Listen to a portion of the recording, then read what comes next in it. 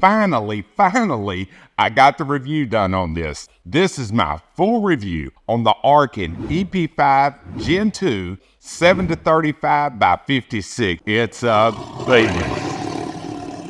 All right, now before we go any further, I wanted to let guys know I am an affiliate for Arken. So if you use my code, I do get a small kickback, a small percentage of the sale. We'll talk about that at the end of the video. But right now, I want to tell you a little bit about this scope. And at the end of the video, if you'll stick around, I'll tell you 3 negatives about this scope. When Arken first told me that they were making a scope that was going to be 7 to 35 and they told me it was going to come in under $800, I was kind of skeptical. I've seen a lot of the higher powered scopes in that price range, and basically all of them that I've tried, they all sucked. When you go up in magnification, you also have to go up in quality. Did they nail it? You're damn right they did. They nailed it with this shit. And even blown up to 35 power, you'll be able to see the kind of resolution you can get through this scope. Stick around, come back, and I'm gonna tell you the negatives about this. But for right now, let's check this damn thing out. Here we go. All right, boys, there she is. Looking good as usual in my American Rifle Company rings. Now, it's got a fast focus eyepiece and it has zero slack of any kind. And for guys that don't know, on a fast focus eyepiece, if it has any wobble or slack in it, it can cause point of impact shifts downrange, which, believe me, that's not some shit you want. Magnification ring, just like the eyepiece, super smooth. You definitely can tell on the ep5 Gen 2 that it is a step up in quality, not only in the glass, but the way everything functions. Everything just has a smoother feel to it, and it feels a lot more precise. There's a look at it downrange at 100 yards. Notice the clarity when you look downrange all the way through this video. Now, it's got a 6-step illumination that is daylight bright. Now, I know a lot of the older Arkens weren't. They were made for more dusky dawn shooting. This one, you could actually see it in the middle of the day. I'm fixing to show it to you on 35 power. Look at the illumination. Look at the clarity. This thing is a badass. And you want to see something really cool? Those are clothespins right there. Look how clear those damn wooden clothespins are. And what was really shocking when I started playing with this thing is just how clear it is, regardless of what magnification you turn it up to. Now, on the side is where the battery goes for the illumination. It takes a standard 2032 battery, nothing to it, and it's all sealed up with O-rings, which is really nice. It has a side focus / side parallax adjustment that goes down to 25 yards. I'm sorry, I forgot to check to see how accurate it is, but my other ones are always very accurate on the Arkens. They're really good about lining up where they're supposed to line up, unlike some other scopes. Now check that out. Now for guys that haven't tried one of the Arkens, you just don't realize how clicky, how positive those turrets really are. Now here's a look at the vertical track and downrange. I'm doing all these tests on 10 power, by the way, at 100 yards. Now that target downrange is scaled in mils. Here's a look at the windage adjustment. You don't get as much windage adjustment as you do vertical adjustment because you just don't need it in a scope. But check this out. Watch when it comes back, how everything lines up. You'll see it several other times through the review, but look how all the hash marks line up exactly. That's what it's supposed to do. Now it has a zero stop that you can access without having to take the turret off. All you have to do right there, this is zero stop. That little brass screw is just a lock. So once you screw down the zero stop, you can put the little lock and tighten it down. You don't have to bear down on it, but it keeps that screw that I'm adjusting right now from backing back out. This is the fastest, easiest zero stop to set up of any scope that I've used. Now, several scope companies use it. It's flawless the way it works. Just like that. Comes back and stops directly on zero. Not close to zero, but on zero. I'm talking to you, Vortex. Now to remove the cap and reset zero, there's 3 little set screws around the turret. All you have to do is unscrew them and then the top of it just pops right off.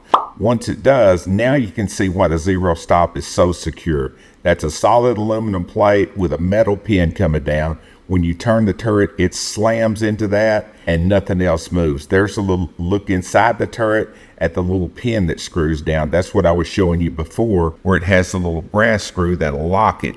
once you set it down. Something else that's interesting about this particular zero stop, if you just want to lock down the elevation, you can do that almost anywhere in the settings.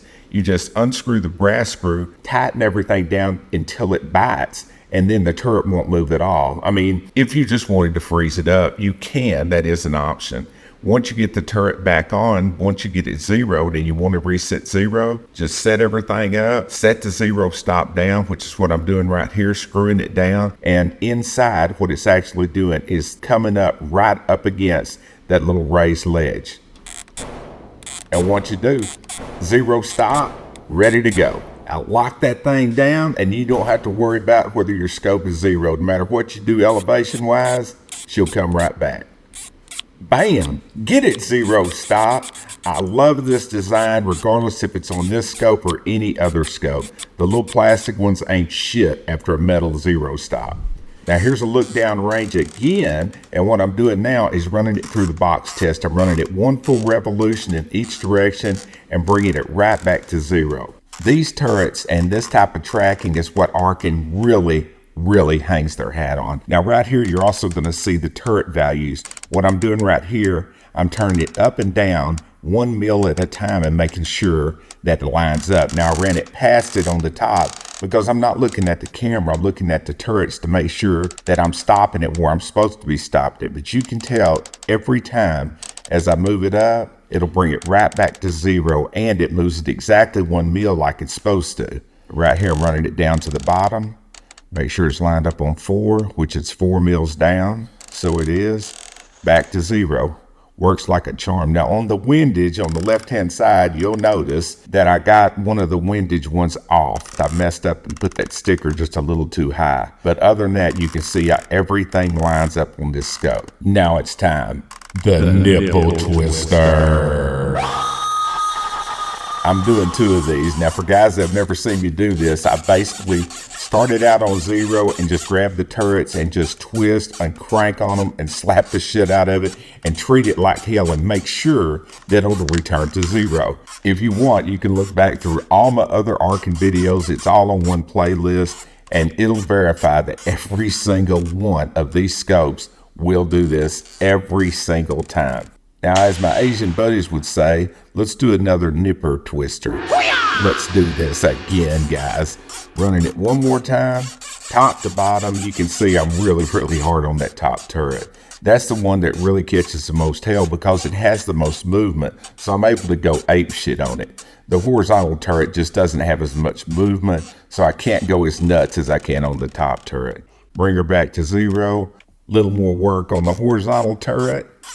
Make sure everything's working good. Again, look at the clarity downrange. That thing, the image is blown up like crazy and it still looks good. Okay, now as you can tell by my comments during the video, and as you can also tell by the resolution of the image, it's a hell of a good scope. But there are 3 negative things that I think I should touch on just to be honest with you guys. The first 2 are connected. The wait time that you have on Arken, which by the way, the guys have shaved that dramatically. They put a lot of money back into the company to try to get these wait times down. I know these guys personally. Believe me when I tell you, they're doing the very best they can to get these orders filled as quick as that shit comes in. Now, the second thing has to do with getting the orders out. There's a lot of scope buyers out there that want to be able to call the company, that want to talk to people, that want a lot of information. They basically need a lot of hand-holding. If that's you, and be very honest with yourself, then this is not the company for you. This is a very small handful of dedicated guys that are trying to get the best precision scope out there for prices guys can afford. So they either can answer a bunch of emails and answer the phone all day, or they can get their ass to work packaging and shipping scopes and fulfilling orders and focus on making sure the quality is there. Number 3, the hype. Is there anything on the market under $1,000 that's even close? Hell no. But is it the equivalent of a Smith Bender PM2, a Valdata G2, a Vortex Razor Gen 3, a Zero Comp, a Tangent Theta, the Mark 17 Leupold, or whatever their newest precision cop scope is? No, it's not going to touch those scopes. Those scopes are like $3,000 and up. No, it's not going to compete with that. And anybody that tells you it's the equivalent of one of those scopes is one of 2 things: a dumbass or they're a liar. Oh, no, he didn't. Will it track with a lot of those scopes? Yeah, I'm sure it will. I've used these things repeatedly. There's a reason that they're so popular on the precision shooting circuit,